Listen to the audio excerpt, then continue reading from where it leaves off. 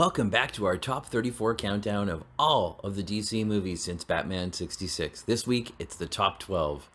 Number 12 to number 1. All right, well, number 12 for me is the Birds of Prey film. Of course, the fantabulous emancipation of the one and only Harley Quinn, or whatever is the full title, but Birds of Prey at number 12. I was not as excited for this movie as I wanted to be. I really like the comic books, but they completely abandoned most of what they do in the comic books to kind of inhabit the same universe as the Suicide Squad movie. And that's a bit of a fatal flaw in this movie, is that it's trying to carry that forward, and it's not something anyone wanted carried forward. And so the movie wasn't a massive success, although I do feel that its theatrical run was cut short by COVID-19 last year, because it was still in theaters in February, and in March things started to lock down. Number 12, Birds of Prey, or the fabulous emancipation of one Harley Quinn's, whatever the heck. Yeah. Not my Birds of Prey, but it's a fun one nonetheless. I do resent the movie for not giving me a proper Oracle-led team. Exactly. We've never seen Barbara Gordon done right, and I don't know if we ever will. But anyway, I feel Even like the TV series got her right better than this does. That's true, actually. You're good point. Yeah. So yeah, I'm ticked that they gave Harley the central role when she wasn't really even a bird of prey up until yeah. Anyway, I feel like some of the set pieces were envisioned on a much grander scale, but they didn't quite have the budget maybe to do it. But ultimately, it goes a long way to repairing some damage that Ayer did to Harley Quinn in Suicide Squad. I agree. I agree. So we're in agreement there at number 12, Birds of Prey. At number 11 for me is Watchmen. This is Snyder's best movie in the DC universe. But this is his best movie. And of course, if you've read the graphic novel, we won't get into that because it would take forever. But it crams so much from the movie, or from the book, into the movie. It's an impressive feat. And seeing it rendered as it was mostly well cast. And it hit so many of those beats in the graphic novel and brought them to life in a way that was really entertaining to watch. And the TV series, of course, on HBO is infinitely better than this movie is. But as far as the cinematic universe, number 11. Yes, the TV series, I can't think of a better example of where some, like in that fan fiction way, where somebody has adapted a world and told a new story within that world. Do you know what I mean? Like there's been lots of... Which is rarely done so well. But yeah, something about what Lindelof and his team did on HBO's Watchmen, that was pretty astounding. Number 11 for me is Batman Begins. It's far from a perfect film. It's got some really strange editing at moments, and it's got, as you mentioned before, Bale's weird bat voice. It's like Clint Eastwood struggling to get out of bed in the morning or something. I don't know. But this stands so far as the closest we've gotten to a definitive Batman origin story. It takes from all the right places mostly. I like... It plays with some of what Frank Miller did in Year One. It plays with what Jeff Loeb did in The Long Halloween, which is apparently also very much what Matt Reeves is adapting. That's what I'm hearing too, yeah. Yeah, so... Yeah, and they just put out the animated version of that. Yeah. So, yeah, it has all the right influences. It just doesn't quite feel like a definitive Batman to me. It does feel like the definitive Batman, the closest we've gotten to a definitive origin. Number 11, Batman Begins. At number 10, Dave... Number 10, I have the first Batman 1989 movie with Michael Keaton. I recognize how influential this movie is. Batman 1989, some of the things in that movie haven't aged very well and come off a little silly, especially the stuff with the Prince songs and stuff, despite how good those songs are. It just doesn't really... fit the era anymore. At the time, it seemed funky and fun, but now it seems a bit ridiculous. But Keaton is amazing as Batman and Bruce Wayne.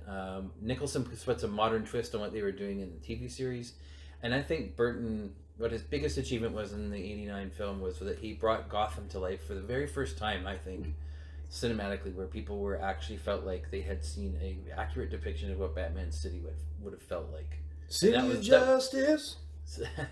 That's where I have it at number 10. Gotham City. No, that's a. Oh, I love that song. I know R. Kelly, but anyway, great song. One spot higher on my list than yours. At number 10, I have Watchmen. Okay. I like Zack Snyder even less than Chris Nolan. Same. Um, Hey, and what a coincidence that they collaborated on Man of Steel. Yeah, it's true. It's meeting of the minds. So yeah, but this movie mostly works for me, and it sort of becomes everything I think that Alan Moore was trying to skewer in comic books, but it still works on its own merits, on its own level, if I think of it as a separate entity. And there's even a couple changes into that plot that I kind of prefer to what they did in the comics. Mm-hmm. Yeah, I was fine without the big monster at the end. I'm torn on it.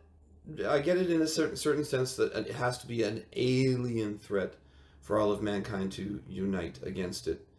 But I thought by making Dr. Manhattan that threat, even though he's identified as American, which wouldn't help the world situation, he's sort of become alien to mankind. Like he's hanging out on Mars and everything.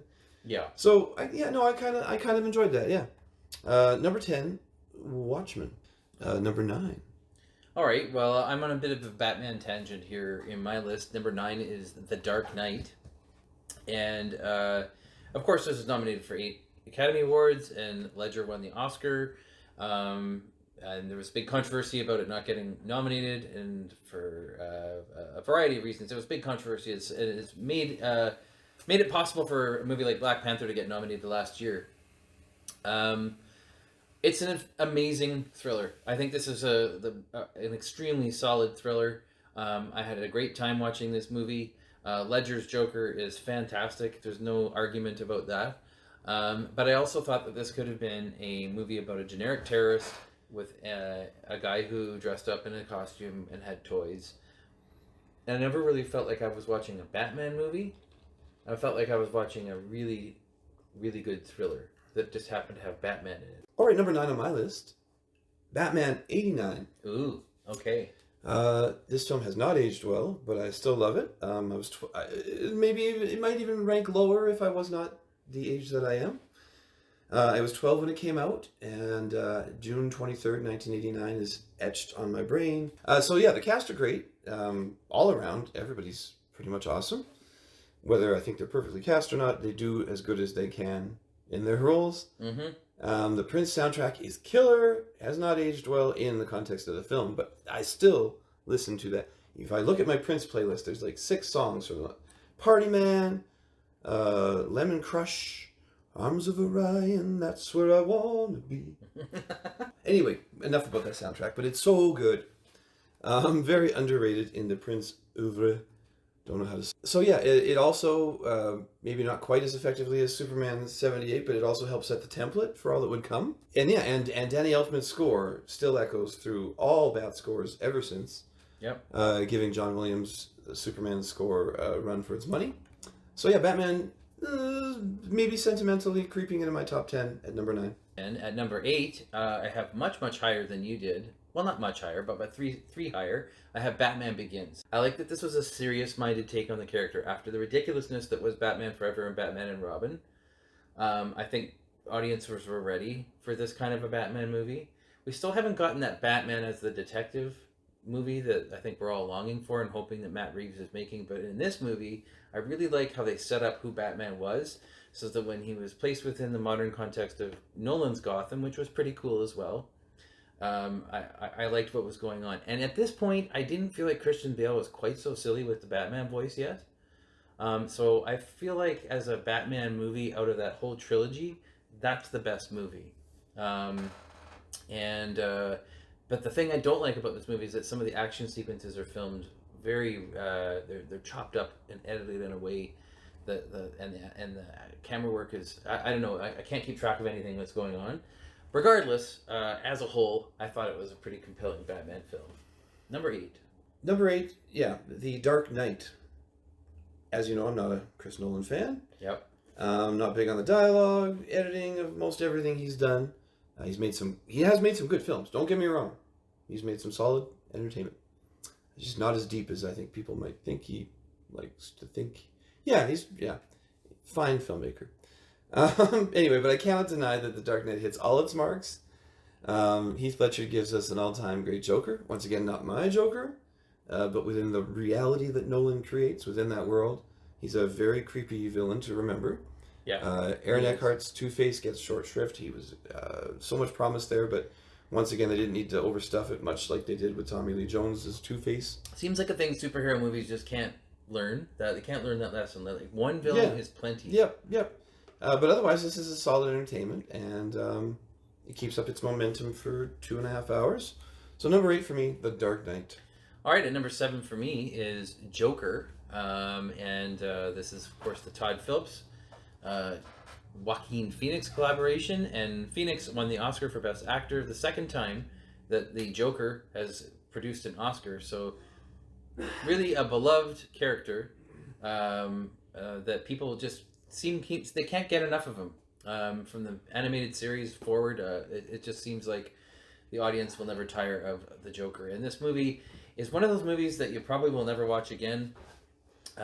Maybe years down the road, but it's a real depressing film, and but it's a really good film, and I would love to see a Batman that would tangle with a Joker with those roots as a person who figures Batman out and finds a way to manipulate him. Someone that crazy and that deranged actually going against a savvy detective style Batman is kind of a DC Comics film lover's wet dream, and I hope someday we can see that. So if there are rumors that they're going to make Joker fit him into the DC universe somehow, I don't think they'll do it, but the movie's so good I had to put it at number 7. All right, number 7 for me, Joker. Hey, there you go, folks. Another one. Yeah, another one. That's a 7 or 8 maybe we've had in common now. I have many mixed emotions about this movie. If the mission was to just take the Joker, Arthur Fleck in this case, and drop him into like a Scorsese kind of world, then they pull it off with aplomb. But yeah, it's a really, really well made film with an incredibly compelling depths, the not just mental, but one of the most oddly physically twisted, literally twisted performances I've seen from an actor. Yeah, no, Joker is not something I look for, not something I think I would enjoy repeated viewings of. Exactly. Yeah. But well made. So at number 6 for me is the film Aquaman. I know there's cheesy one-liners and cliches in it, but I thought it was emotionally involving. Momoa's just right as Aquaman. I never thought he would be, but he is pretty good. But James Wan's world building in this movie, the special effects, the worlds that he builds, are so visually stunning and appealing. It's not just that they look amazing, they're appealing. You want to see more of this world that they're kind of dangling in front of you. Nicole Kidman worked for me in the movie. So overall, and the trench scene is exciting. So I'm excited for the sequel. And the movie was a big hit for a reason, I think, because it's a ton of fun. And the world that they sent me to was completely absorbing. I loved it. Number 6 for me is Aquaman. This movie has it all. It's like Indiana Jones meets The Little Mermaid. They've even got an octopus playing the drums. It is visually stunning. It is a ton of dumb fun. I wasn't as touched as you were by the moments between the family stuff with Arthur's dad and his mom and the reunion and all that. That was lovely. But it had enough of everything that I want in a fun movie, and I just thought it tied it together around sort of a family theme, and I find sometimes when superhero movies nail the family part, it just makes it all work a little better. Just like in Shazam, the family is kind of the central unit of that film. Yep. So Aquaman's kind of similar that way, and that's why that part works for me. No, it's got heart, and it all of it works. I have no problem with Amber Heard. No, neither do I. She's just fine. Okay, so that's number 5 for you. All right, number 5 is The Suicide Squad, and that's not the 2016 film. This is the James Gunn 2021 movie, which was supposed to be an even bigger hit than the first one because it's supposed to be 10 times better. And guess what? It is 10 times better. This movie is gory. It's hilarious. It's bold. It does have a middle 20, 30 minutes that are kind of saggy, which is unfortunate. It's not a perfect film, but it's funny. Lots of the characters get their own little arc that you can care about. And some of the characters that we've seen before, like Rick Flag and Harley Quinn, actually get a chance to do something in this movie. And so that for that reason, it works a whole lot better. And I would say it's probably my favorite Harley Quinn appearance so far. Pumped to see Starro. He was on the cover, so I thought it was really cool that they were incorporating such a classic villain, and they really pulled it off. Stallone is just wonderful as King Shark, and it's a really, really fun and colorful movie. It's like a kids movie for adults, and not in the Meet the Feebles way. So 5, The Suicide Squad. Number 5, The Suicide Squad. Hey. Yes, Starro was a real swing for the fences, but Gunn pulls it off. And this, to me, I'd love to see them facing off against the Justice League, of course, as it was originally depicted. But no, it's amazing. This is the perfect James Gunn film. It's nestled right between the pan and scan exploitation inventiveness of the trauma stuff, rather. Yeah. And then the widescreen epic beauty that he brings to the Guardian films. And as always, he manages to find this sweet core that makes you care about these folks, no matter how expendable they might be. And a lot of them are pretty expendable. It is a formula, but it's a genius formula, and I'm a major sharkophobe. But James Gunn manages to make an anthropomorphic great white adorable. Casting Stallone, as you mentioned, is a genius move. I do still want I'd still like a serious take on Ostrander and Yale's original comic, but it's pretty hard to find fault with this movie. Number 4, you have Shazam? I do. I have Shazam at number Sorry, 4. I was peeking at your list there. Yeah, I do have it at number 4, and I see you also have it at number 4. Well, I do. Shazam is at number 4. This movie is a ton of fun. I didn't know what to think with Zachary Levi, the guy from the Chuck. Was it Chuck? And all of the young people cast in the movie are wonderfully cast. We did get to see Mark Strong, as we mentioned. I loved him as Sinestro, and I will forever feel ripped off that I never got to see the Sinestro storyline with him in that role. So Shazam at number 4. All right. Your thoughts? I'm in accordance. I also have the Shazam at number 4. It really feels like a Joe Dante 80s film for me. It's kind of freaky deaky in places. So this had captured the Gremlins 2, more so Gremlins. Even some of that inner space explorer stuff.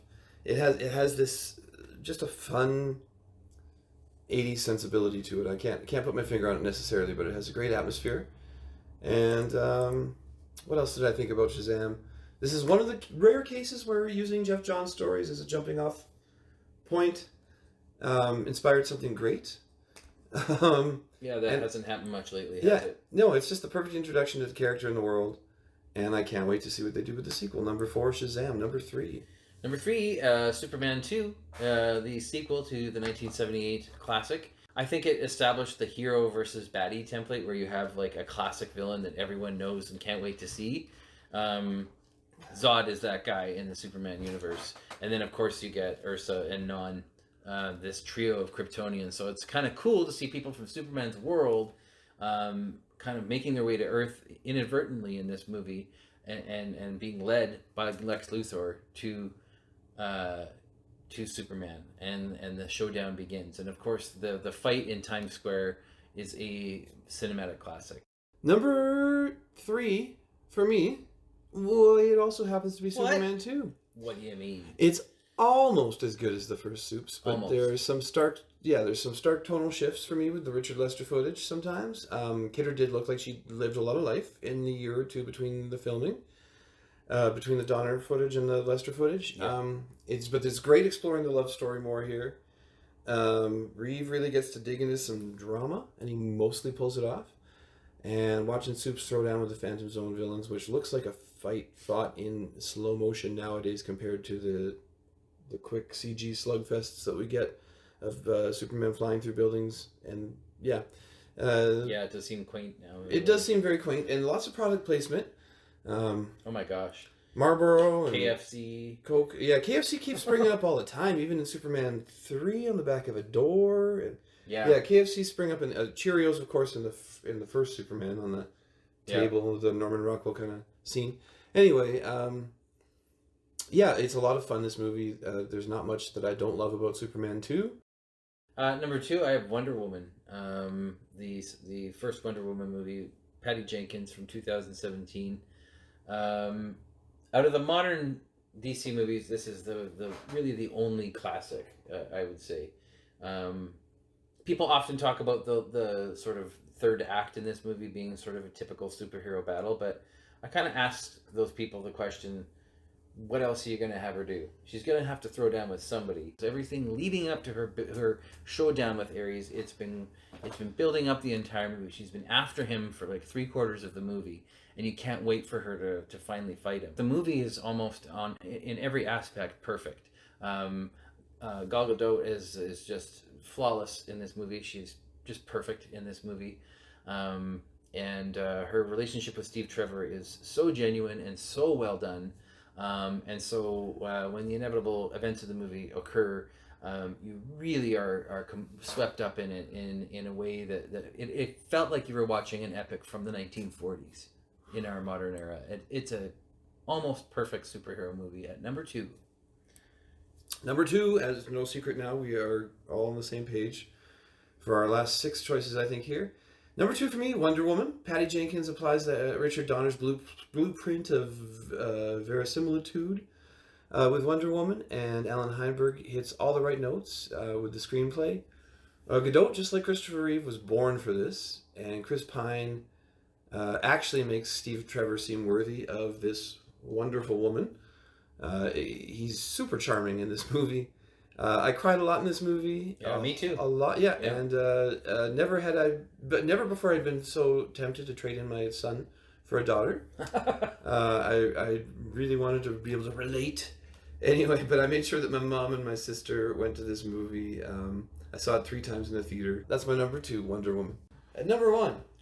Yeah, number 1, you guessed it, folks, Superman, the 1978 film, of course, officially titled Superman the Movie. Superman 1978, this is the movie that started it all. It takes the hero that had been percolating for 40 some years at this point in popular culture. We all know Christopher Reeve is just one of those. It's just the most perfect casting you could possibly imagine for a Superman, and I don't think they'll ever cast somebody as good as Chris Reeve in this role ever again. He's absolutely perfect, and as I mentioned before, his ability to inhabit the character of Clark Kent so fully. Of course, we know that there's that scene in this movie just after their flight together, Lois and Superman, where he wants to tell her who he is and takes his glasses off. It's maybe one of the best scenes in the movie. And I recognize that some of the special effects have not aged all that terribly well. But the movie is, to me, almost a note-perfect superhero movie. Some people have issues with the ending of it and so on. And later on, we'll make an entire episode about this movie. But for me, the movie makes me cry. It makes me happy. It takes me back to being 4 years old and seeing it on a Sunday afternoon on TV for the very first time. I've been obsessed with the cinematic Superman ever since, and it's just simply the best superhero movie ever made, DC or Marvel, bar none. Number 1, Superman 78. Special effects wise, Christopher Reeve is his own special effect. He really does pull stuff off in that movie physically that nobody else has come close to. Selling that power, selling the duality of his identity. No one else he almost makes you believe that glasses are all you need. Glasses and a slouch. He does. So number 1 for me, of course, is Superman. What can you say about perfection? There's bits and pieces one could nitpick, but Richard Donner, Tom Mankiewicz, and the perfect cast set the template for the superhero genre, like you said. Every environment from Krypton to Smallville to that rat-a-tat dialogue, the His Girl Friday style stuff at the Daily Planet. Chris Reeve might not have been the greatest actor, but in the right role, like here, Switching Channels is a fun one. He's just perfect, and both he and Margot Kidder were born for this. Margot Kidder, perfect. And she was born to play it with Chris Reeve. I think together they're absolutely magical. Yep, they are. Yep, perfect. Anyway, and John Williams, turns in his best work ever, and he's got a lot of great work to choose from. That movie is just full of just tiny little music cues, like him racing the train. All sorts of great, beautiful stuff. It's in an that amazing, score. yeah. Yeah, I've seen that. I've seen this movie more than any other, and Probably for me too. It never ever gets tired. Anyway, there you have it. There's our 34. Some big differences between our lists and some huge similarities. Great minds thinking alike on those last 6 choices. So thank you very much for listening in. Talk to you next time. Also, I should just add, yes, please like, comment, subscribe. Yes, and give us your list below. Yes, give us 34. Put them all down, or give us your top 5, top 10, whatever you want. But we'd love to see what everyone's thinking. We know we probably got it wrong at some times, but this is where we're coming from, and we'd love to hear where you're coming from. And we'll see you soon. See you guys. Thanks a lot for joining the Tao of Pop.